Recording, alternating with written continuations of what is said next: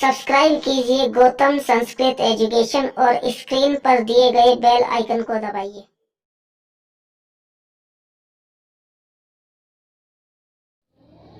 नमस्कार साथियों, स्वागत है आपका Gautam Sanskrit education YouTube channel पर।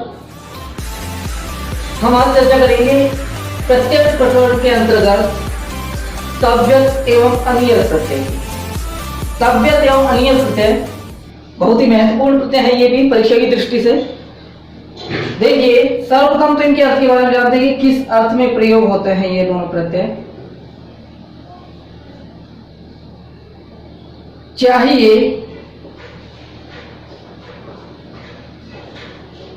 एवं योग्य अर्थ में।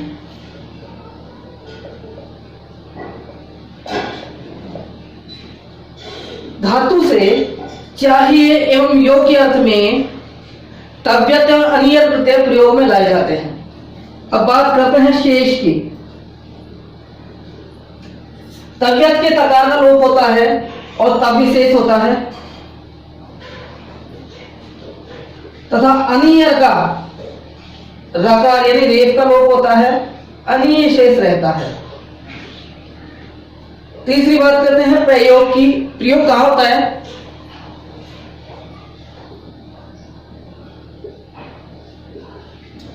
देखिए, इनका प्रयोग होता है भाववाच्य एवं कर्मवाच्य में। भाववाच्य एवं कर्मवाच्य में।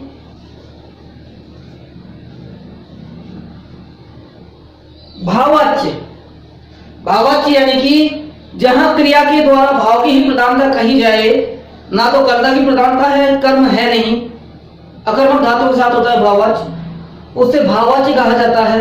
और भाववाच्य में भाव की प्रधानता रहती है, तथा कर्मवाच्य में क्रिया के द्वारा कर्म को कहा जाता है, तो कर्म की प्रधानता होती है। ये दोनों प्रत्यय तव्यत और अनियत दोनों प्रत्यय समानार्थक है, समान अर्थ इनका एक ही स्थान पर प्रयोग में किए जा सकते हैं। दोनों प्रत्यय केवल अंतर इनके स्वरूप का है, बाकी अर्थ में भी कोई अंतर नहीं है, अन्य किसी प्रकार का कोई अंतर नहीं है। दोनों प्रत्यय भाववाच्य और कर्मवाच्य में प्रयोग में होते हैं।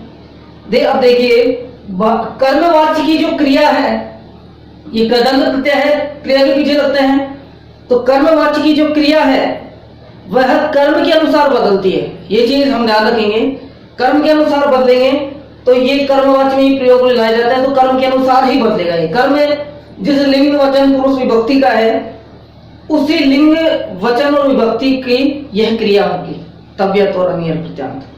भाववाच्य में क्रिया की प्रधानता होती है, अकर्मक धातुओं से होता है, ये कर्म होता नहीं है, तो इसमें हमेशा ये जो प्रत्यय है वह है नपुंसक लिंग प्रथमा विभक्ति एक वचन का होगा भाववाच्य में, और कर्मवाच्य में कर्म के अकॉर्डिंग होता है। ये बात बहुत ही महत्वपूर्ण है और ध्यान रखनी है हमेशा के लिए। अब बात करते हैं इनके रूपों की। रूप कैसे चलते हैं? देखिए, इन दोनों ही प्रत्यय के रूप बिल्कुल सेम है, जो कि पुल्लिंग में राम की तरह, स्त्रीलिंग में रमावत या गतावत, रमा या गता के समान, और नपुंसक लिंग में इनके रूप चलते हैं फल के समान। अब बात करते हैं कि इनका प्रयोग किस तरीके से होता है, किस प्रकार से किया जाता है। एक वाक्य दे रहा हूं, उसके अनुसार समझेंगे। जैसे कि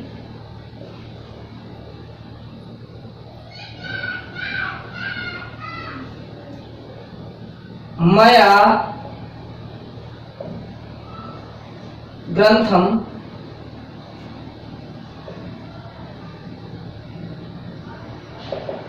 ग्रंथः पठितव्य है।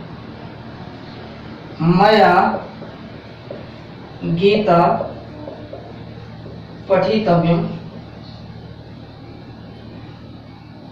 सॉरी पठितव्य आ यहाँ पे। मया पुस्तकम पठितव्यम। देखिए, पठ धातु प्लस तव्यत प्रत्यय का रूप बनेगा पठितव्य है, पुल्लिंग एक वचन में प्रथम विभक्ति का। पठितव्य, क्योंकि नाम के समान रूप चलेंगे इसके।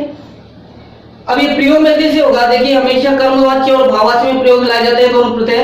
तो कर्मवाच्य और भाववाच्य की जो क्रिया है वह किसके अकॉर्डिंग बदलती है, कर्म के अकॉर्डिंग। अब यहाँ पे देखिए इसका अर्थ है मेरे द्वारा ग्रंथ पढ़ना चाहिए या मेरे द्वारा यह ग्रंथ पढ़ने योग्य है। अब यहाँ पे देखिए ग्रंथ पुल्लिंग का है, पुल्लिंग प्रथमा एकवचन है यहाँ पे ग्रंथ में, तो क्रिया भी पुल्लिंग प्रथमा एकवचन की ही है। यहाँ पे गीता स्त्रीलिंग है, प्रथमा एकवचन है, तो यहाँ पे क्रिया भी स्त्रीलिंग गीता एक ये प्रथमा एकवचन की ही है। यहाँ पे पुस्तकम नपुंसकलिंग प्रथमा एकवचन में है, तो यहाँ पे क्रिया भी नपुंसकलिंग प्रथमा एकवचन की है। इस प्रकार से इनका वाक्य में प्रयोग होता है। कर्म बदल जाएगा तो क्रिया भी बदल जाएगी। अगर यहाँ पे गीता की जगह गीता हो जाएगा तो ये पठितव्य हो जाएगा, यानी बहुत सारी गीताएं। अगर गीता के स्थान पर हम गीते करेंगे तो ये पठितव्य हो जाएगा, क्योंकि इसके रूप भी अकारांत है, ये भी अकारांत है। स्त्रीलिंग के अनुसार इसके लता की तरह रूप चलते हैं, गीता के भी और तव्य प्रत्यय के स्त्रीलिंग के रूप भी एक समान चलते हैं। इसी प्रकार से अगर यहाँ पे दो ग्रंथ कर देंगे, ग्रंथों कर देंगे, तो ये पठितव्य हो जाएगा। तो ये स्पेशली ये बात ध्यान रखनी है हमें कि यहाँ पे ये कर्म के अनुसार बदलते हैं, कर्मवाच्य में प्रयोग होते हैं, तो कर्मवाच्य की जो क्रिया है कर्म के अनुसार बदलेगी। कर्म का जो लिंग वचन और विभक्ति है वही लिंग वचन और विभक्ति किसकी होगी, क्रिया की होगी। रूप चलेंगे इसके राम रम और फल की तरह। तो रूप भी बिल्कुल याद रखना सरल है, केवल वाक्य में प्रयोग आना चाहिए, ये बात ध्यान रखनी चाहिए कि ये कर्म के अनुसार बदलते हैं। जहां पे भाव की प्रधानता है, भाववाच्य है, वहां पे क्रिया हमेशा नपुंसकलिंग प्रथमा एकवचन में रहेगी। जैसे कि अनियर प्रत्यय का उदाहरण, यहाँ पे आप अनियर का भी एक एग्जाम्पल हो तो इस प्रकार से हो जाएगा, अनियर का बनेगा पठनीय है, तो मया ग्रंथ पठनीय, मेरे द्वारा ग्रंथ पढ़ने योग्य है। और मया ग्रंथौ पठनीय, मया गीता पठनीय और मया गीते पठनीय। मया पुस्तकम पठनीयम, मया पुस्तके पठनीये, मया पुस्तकानि पठनीयानि। तो इस प्रकार से इनके रूप कर्म के अनुसार चलेगा। ये भाववाच्य में प्रयोग किस प्रकार से होगा, देखिए मया पठितव्यम, मुझे पढ़ना चाहिए, मया पठितव्यम, ये भाववाच्य है, क्योंकि यहाँ पे कर्म है नहीं और कर्म ये कर्मवाच्य के समान प्रयोग हुआ है अकर्मक क्रिया का, क्योंकि यहाँ पे कर्म नहीं है, तो ये भाववाच्य है, कर्म नहीं है, तो कर्म की ये क्रिया की प्रधानता है यहाँ पे, क्योंकि कर्ता जो है यहाँ पे अनुक्त है, तृतीय एकवचन का है, इसलिए क्रिया की प्रधानता है। कर्म है नहीं, तो जो क्रिया है, जो प्रत्यय है, यह है हमेशा होगा क्रिया नपुंसकलिंग एकवचन का, क्योंकि भाववाच्य की जो क्रिया है वह भी नपुंसकलिंग एकवचन की होती है, क्योंकि वह ना तो कर्ता के अनुसार बदलती है, कर्म होता ही नहीं है, तो उसी की प्रधानता रहती है क्रिया की, और हमेशा नपुंसकलिंग एकवचन की होती है। तो यहाँ भी यह क्रिया नपुंसकलिंग एकवचन की है। अब मैं इसके कुछ रूप दे रहा हूं बना करके, इस प्रकार से रूप बनते हैं, पहले तव्यक प्रत्यय और फिर पश्चात में अन्य प्रत्यय।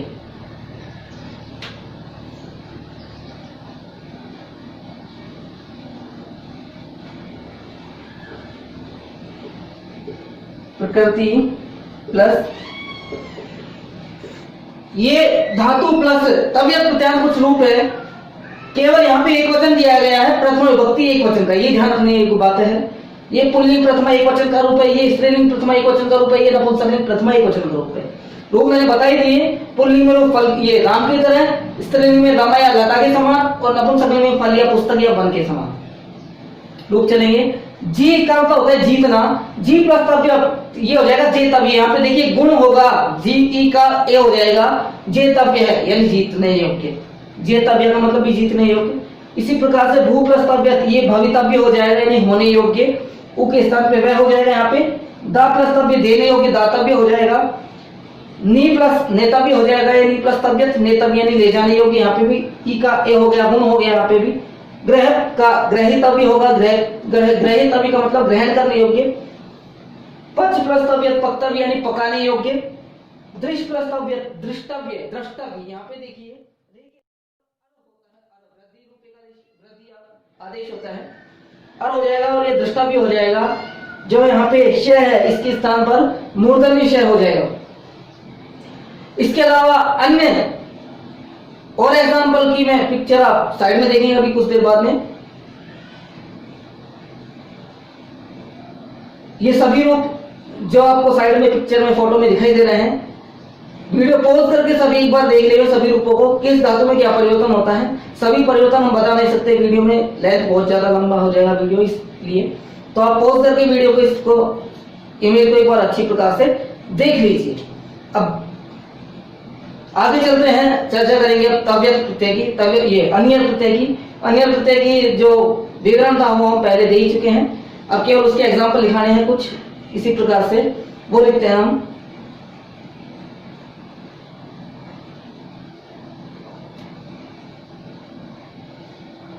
इसके अलावा